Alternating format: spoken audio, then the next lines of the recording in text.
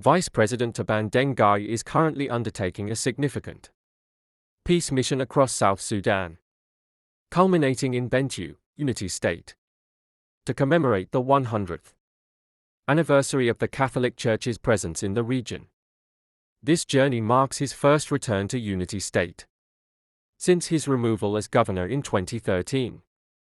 Traveling by road from Juba, VP Taban has made deliberate stops in various communities, including Awirial, Yairil West, Rumbek East, War, and Kuajok.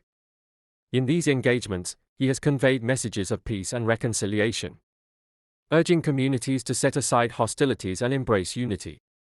He emphasized the government's commitment to the full implementation of the revitalized agreement on the resolution of the conflict in South Sudan, RCSS, and the importance of preparing the country for the upcoming elections in December 2026.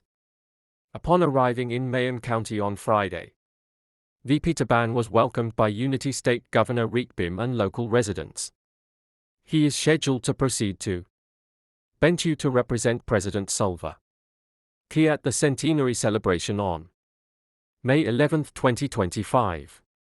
Throughout his journey, VP Taban has addressed concerns about intercommunal violence and the recent house arrest of First Vice President Dr. Riek Machar.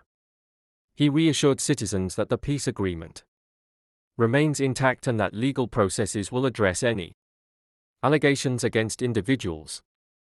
He called on communities to resolve disputes through legal channels and to focus on development rather than conflict. VP Taban's road journey, including nighttime travel through Lake State, has been documented in a video shared by SSBC News. There is a hidden agenda for VP Taban Deng visit to Unity State. Bentiu is just to control SPLM-IO who base in Unity State. That's the secret behind his visit to Bentiu. Consider subscribing to our channel.